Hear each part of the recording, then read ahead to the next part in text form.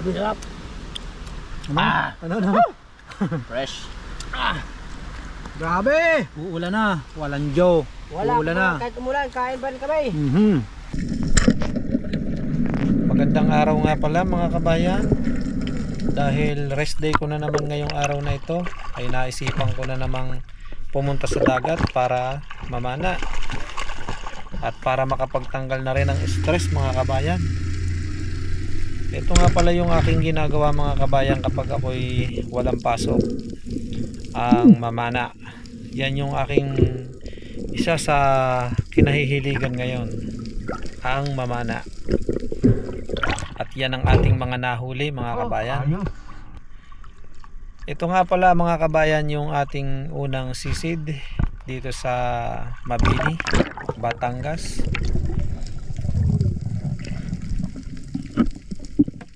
Tayo ay lumubog na mga kabayan. Yang nilulubugan natin yan mga kabayan, ang estimate ko yan mga kabayan siguro mga nasa 10 dipako mga kabayan. Yan yung lalim yan. At nakatsamba naman tayo ngayon ng malinaw yung tubig. Kasi minsan mga kabayan kapag namamana kami dito ay medyo malabo ang tubig. At ayan mga kabayan, magtatawag tayo ng isda. Hintayin lang natin ng konti at meron dyan lalapit ng mga grupo ng sweet lips. Striped sweet lips yata ang tawag doon mga kabayan. Hindi ako sigurado pero ang sigurado ko lang ay sweet lips yan. Yang ating mapapana dyan. Kasi maraming klase ng sweet lips mga kabayan. Yan, antayin lang natin. Medyo matagal silang lumapit. Medyo malayo-layo. May lumapit na sa maral mga kabayan pero hindi ko tinira. Gawa ng sweet lips nga yung target natin. Nakapana tayo ng dalawa dyan mga kabayan. Kaso mo nga lang yung isa daplis ang tama. Kaya yun medyo matakas. Pero okay lang gawa ng natira namang isa. Pangit yung pag setup ko ng camera, medyo nakatungo kaya hindi natin nakunan ng maayos ang pag video. Pero ayan mga kabayan yung ating nakuha. Isa lang, nakatakas pa yung isa. Malaki na rin yan mga kabayan kung titingnan kasi sa ilalim, kasi medyo malalim yung sinisid natin. Maliit siya sa ilalim pero nung naiangat natin ng isda, aba malaki pala. Ayan striped sweet lips ang tawag. At ito naman yung ating padalawang huli mga kabayan. Pangit talaga yung setup ng camera, nakatungo pero nakunan pa rin ng video. Nakuha pa rin naman ng maayos-ayos. Sweet lips na naman ang ating nadali mga kabayan. Isang uri ng sweet lips kasi hindi ko alam kung anong tawag dyan. Kung alam nyo mga kabayan ay baka naman pwedeng paki-comment sa ating comment section para malaman ko din kung anong klaseng sweet lips ito. Itong ating nahuli. Yan yung ating padalawang huli ngayong araw na ito mga kabayan. At ating hinihila na. At ayan na, malapit na mga kabayan. Tinamaan sa nguso. Tinamaan sa nguso mga kabayan. Ayun yun. Ayos. At nagpahinga ako mga kabayan pero habang nagpapahinga ako, nakita ko sa ibabaw ng ang daming talakitok. Grupo sila mga kabayan pero sa kasamaang palad dyan mga kabayan, napana ako yung isa, nabitawan ko yung pana gawa ng yung line natin ay sumabit sa rail kaya gontik ng madala yung pana natin pero sa kabutihang palad ay hindi tumagos yung shafting natin kaya ayun, nakahugot yung isda at lumutang yung pana ko kaya hindi niya natangay.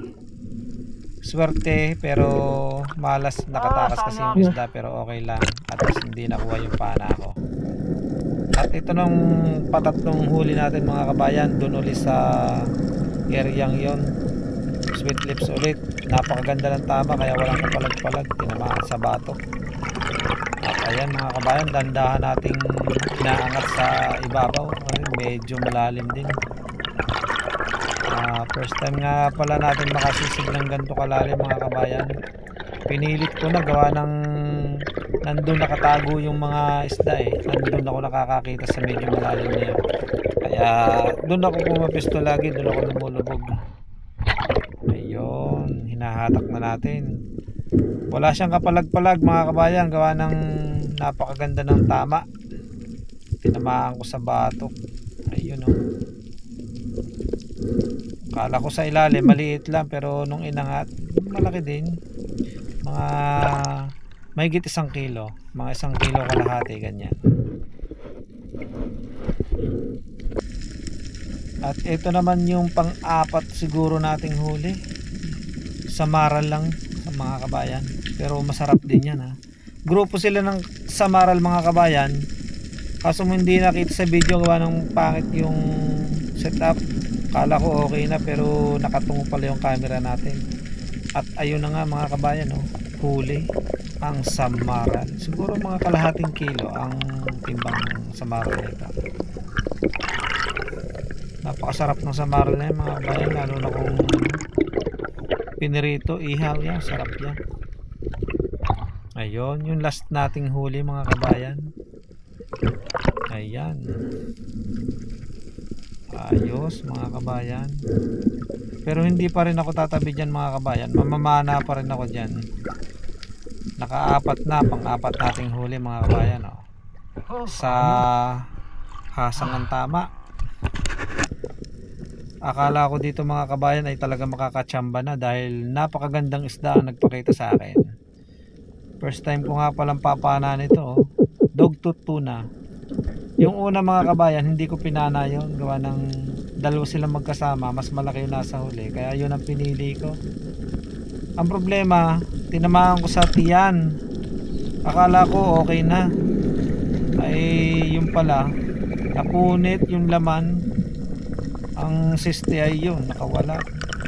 Akala ko kasi huli na, malambot pala yung laman nun, kaya yun napunit. Pagkahon ko, sabi ko nakawala pa, sayang naman, ngayon lang nakapana ng ganong klaseng isda. Sayang. Laking panghihinayang mga kabayan, pero okay lang yan, gawa ng kung hindi talaga para sa akin ay hindi talaga para sa akin.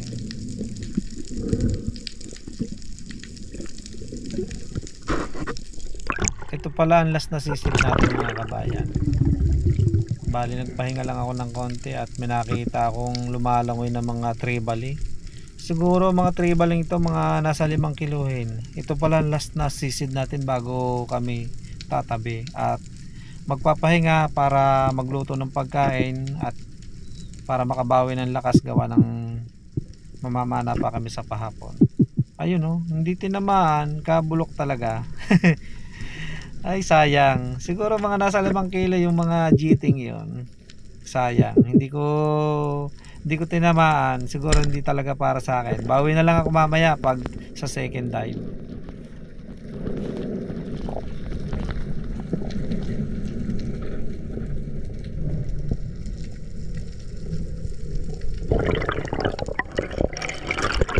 Yun, dito magkakaigi.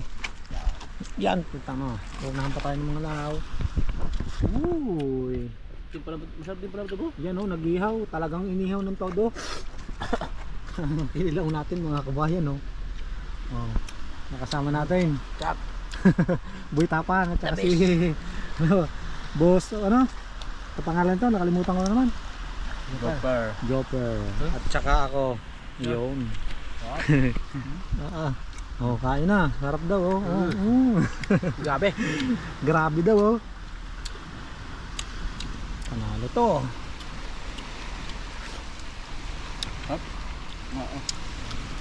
No?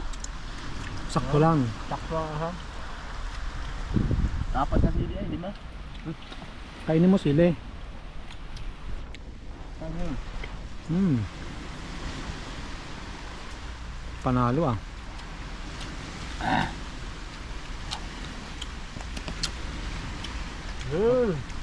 Sarap ng kinilaw, oh.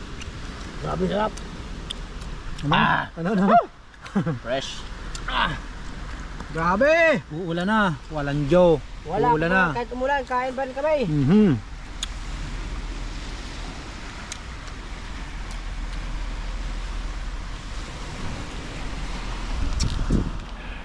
Sarap kumain sa dagat.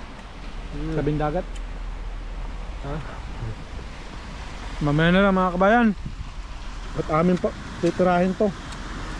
Uubusin namin yan. Mamaya na lang.